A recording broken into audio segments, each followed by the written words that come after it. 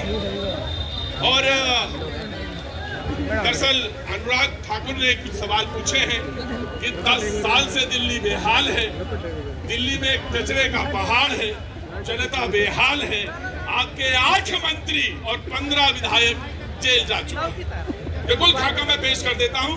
कांग्रेस ने कहा है जो ये संजीवनी योजना लेके आए हैं इसमें लगभग 22,000 से लगभग 32,000 करोड़ की जरूरत है। ये पैसा कहां से आएगा ये बताया जाए। अब मैं आपको दे देता हूं। उसके बाद अनुराग जी, हरनाम जी, तो मैंने तीनों पार्टियों की बात रख दी।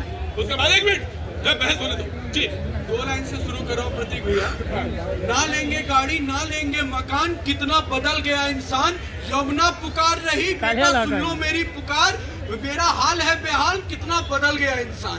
तो ये जो दिल्ली में देने की बात कर रहे हैं, इनको मैं याद दिलाता हूँ, पत्रकार है अनुराग जी, रिसर्च करते होंगे, बेशक करते होंगे, उनको याद होना चाहिए कि आपके ही सरकार ने पंजाब चुनाव से पहले 1000 प्रतिमाह देने की बात कही थी, फॉर्म भरवाने की बात कही थी और कई जगह फॉर्म भरवाए भी गए थे। अब बाद में भगवान मान जी आके कहते हैं कि अब हम फिर से बजट बढ़ाएंगे, बजट में भी प्रावधान नहीं है। तो इतना झूठ कब तक परोसेंगे सर? झाड़ू लेके राजनीति को बदलने वाले, जादुई राजनीति करने वाले, इनका जादू वही लगता है जो गांव में मेले लगता है। गौर से देखिए, यहाँ घुसेंगे और उधर जमीन भाई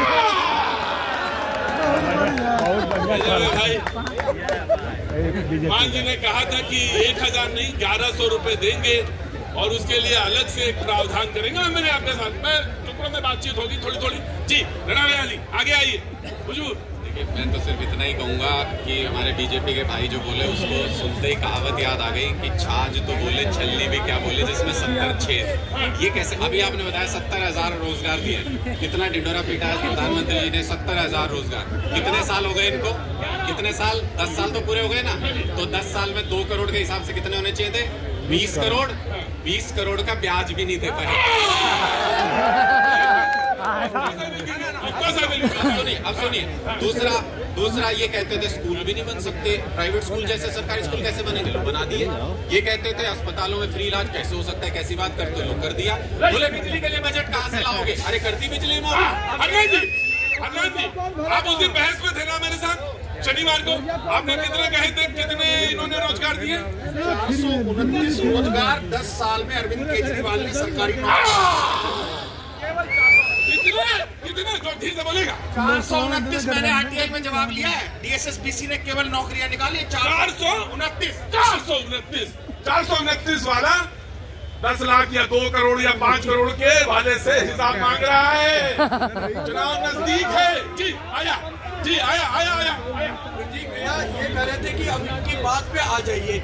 ये जो झाड़ू लेकर राजनीति निकले थे ना, जादुई झाड़ू लेकर, तो जनता उसी झाड़ू से सफाया करेगी और एक ट्यून बजाएगी, गाड़ी वाला आया घर से कचरा निकाल। तो ये जो झूठ का कचरा फैलाए थे उसे दिल्ली की जनता साफ करने वाली है। और एक बात, मैया सम्मान योजना की बात करें, महिला सम्मान, क्योंकि मैं झारखंड से आता हूँ, वो महिला को मैया बोलते हैं। इन्होंने कहा महिला सम्मान योजना की बात कर रहे हैं और ये कहते हैं अरविंद केजरीवाल फिर आएंगे। पहले तो आतिशी जी को हटा के उनको सम्मान आप कैसा दे रहे हैं? दूसरा कैसे आएंगे? उनको कोर्ट ने कहा है अब आएंगे तो फिर भी साइन नहीं कर पाएंगे।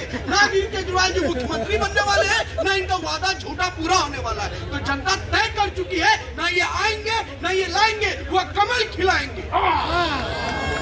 पहले तो 429 वाला बता दो, जो 2 बार से जीरो नहीं तोड़ पा रहे वो ज्ञान न दे। 20,000 पर टीचर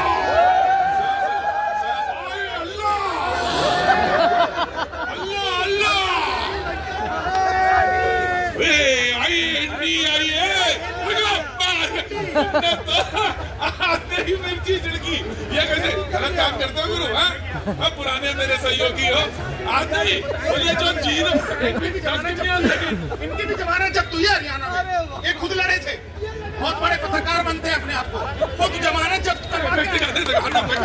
भाई हम पे व्यक्तिगत कर रहे हैं। जीरो पार्टी में करे, खुद हरियाणा में जीरो, खुद इनकी जीरो, खुद इनकी जमानत जब्त जीरो।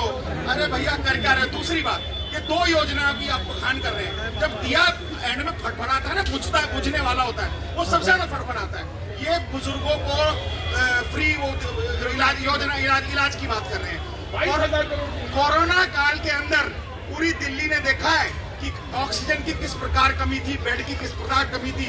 अस्पताल खुद बीमार थे अरविंद केजरीवाल के, और आज वो ज्ञान दे रहे हैं हमें कि हम बुजुर्गों को वो इलाज देंगे। और दूसरी बात, महिलाओं को जो 2100 रुपए देने की बात कर रहे हैं, अरे भाई साहब, अब तक आपने पार्लियामेंट चुनाव में 1000 रुपए देने की बात की थी, तब नहीं दिए, पंजाब में नहीं दिए, दिल्ली में महिला मार्शल पिछले 10 साल से धरना प्रदर्शन कर रही है सर्दी बरसात में। पिछले 10 साल से जो टीचर्स हैं, गेस्ट टीचर, वो धरना दे रही हैं, उनको रोजगार देने की आया नहीं, पहले इन्हीं के नहीं, पहले मैं इनसे पूछूंगा, भाई तुमने वादा किया था पंजाब में, तो तुम्हारा पंजाब का वादा क्या हुआ बताओ? 5 साल के लिए सरकार बनाई है, हमारी मर्जी, हम आखिरी दिन करेंगे कि पहले दिन ये कौन है पूछने वाला। मेरी मर्जी, 5 साल में कहा था वादा, चाहे हम आपको 1 दिन दें कंबल, और चाहे आपको 100 दिन कंबल दें, और चाहे 365 दिन कंबल दें। ये तो तुमसे कहा नहीं था कि मैं हर साल 5 साल में 365 दिन में और 12 महीने में पेंशन देंगे। पेंशन देंगे, हो सकता 5 साल में एक ही बार है, ये तो वादा नहीं था।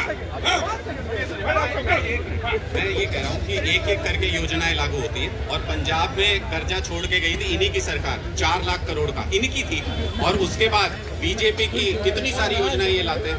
मैं इनको चैलेंज करता हूँ, बीजेपी के साथी हमारे, ये हमें कहते हैं पैसा कहाँ से लाओगे। ये जब 5 लाख करोड़ के कर्जे में मध्य प्रदेश है, वहाँ पे नकल करके ये योजना लेके आए, कहाँ से पैसा लाए थे बताओ? राइट बताओ भाई। इधर की बात छोड़िए, मैं तो रिकॉर्ड कर रहा था। रिकॉर्ड इसलिए कर रहा था क्योंकि डिजिटल जमाना मुझे देखना है, घर की बेटी लंका कैसे ढाए। अरे कल तक जो अपने भाई बता रहे थे, आज विभीषण बने नजर आए। तो मैं तो ये देख रहा हूँ कि भ्रष्टाचार, और प्रियंका जी झोला लेके चल रही थी, आजकल देखा था मैंने संसद में, कि वो वही झोला तो नहीं है जो केजरीवाल जी लेके चलते थे शीला दीक्षित के लिए, बोलते